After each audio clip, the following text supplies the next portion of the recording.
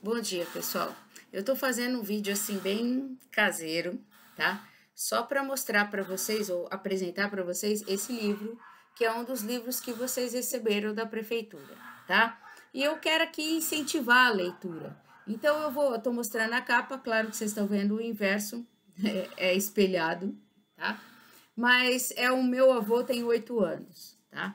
A escritora ou autora Sônia Travassos, e ela escreve assim, olha, quando a gente pega um livro, as primeiras coisas que a gente vê, a capa, o que está escrito na capa, frente e verso, e tá, essas orelhas aqui, porque sempre tem informação do livro, né? Então eu vou começar, meu avô tem 8 anos, a autora Sônia Travassos, aí ela coloca assim, vocês já imaginaram fazer uma viagem no tempo? Aí você fica sabendo que essa história vai tratar de uma viagem no tempo.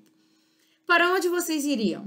Que tal o bairro de Copacabana na década de 1930, quando não havia aquele paredão de prédios, o mar era limpinho da Silva e a maioria das casas tinha quintal e galinheiro? Copacabana tem muita história para contar, como diz Braguinha, Copacabana, princesinha do mar, pelas manhãs tu és a vida a cantar. Um dos bairros mais famosos do mundo no início do século passado era uma simples vila de pescadores com algumas chácaras, quando o doutor Figueiredo de Magalhães, célebre morador do bairro, recomendou a praia e o banho de mar aos seus pacientes. O bairro começava a crescer. Mas foi só com a chegada do bonde e a abertura do túnel velho que liga Botafogo a Copacabana que ele se integrou à cidade. Sabe como eu descobri tudo isso? Lendo este livro. Meu avô tem 8 anos, é uma emocionante e divertida história. Uma família tijucana, quer dizer, eles moram na Barra da Tijuca, vai visitar os avós em Copacabana. E quando atravessa o túnel Rebouças, leva um susto. Os pais, Júlia e Renata, e os filhos, Miguel e Vitor, de repente encontram-se numa outra época. A aventura é mais importante do ponto de vista do Miguel e do Vitor. O Vitor tem 3 anos, é 3 anos mais velho, está no 6º ano, e o Miguel tem uns 6 anos, por aí. Não, espera aí. O Miguel tem uns 8 anos e o Vitor tem 3 anos mais. Então, um tem 11 e o outro tem 8, tá? E eles voltam no tempo e encontram o avô, cujo apelido é Godot, de Godofredo, né? E encontram o avô até meio por acaso. Eles iam visitar o avô no tempo atual, né? E eles estavam dentro de um Corsa branco, que é o carro da família. A mãe que estava dirigindo, isso é interessante, a mãe chama Renata, ela é uma professora, eu achei bem interessante. E ela conta a história do pai dela, que nasceu em 1930. E eles voltam no tempo para 1938. Eles ficam sabendo por um programa de rádio, tá? Eu vou ler uns trechinhos aqui só para vocês terem uma noção de como o vocabulário é fácil, tá? E como é interessante a história. É bem facinho, bem gostoso de ler e até divertido. E tem momentos, assim, emocionantes. Eu vou começar com esse capítulo aqui, que é no início, que o capítulo se chama Era uma Vez. Então Renata começou. Copacabana era um imenso areal e ficava isolada do resto da cidade por causa dos vários morros que existem em torno dela. Quase ninguém morava lá, só uns poucos pescadores.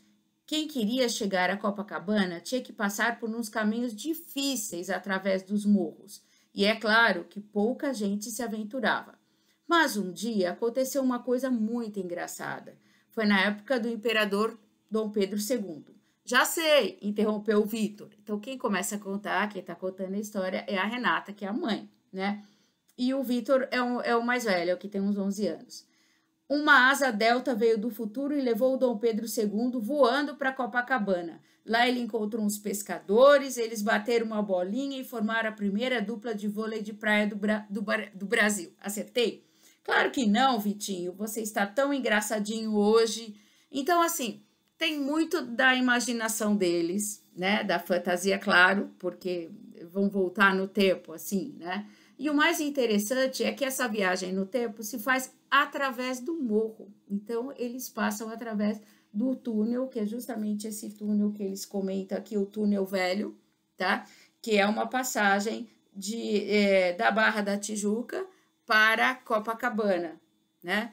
E aí eles dizem que Copacabana tinha uma outra visão, etc. Aí ela conta algumas memórias da família, por exemplo, quando eles criavam uma galinha, né, no quintal da casa, e a galinha teve um monte de pintinhos. E aí era aniversário do avô, o Godot, e do irmão, que é o Geme, tá? Então era o Godofredo e o Gemini. O Gemini é porque eles eram gêmeos, tá?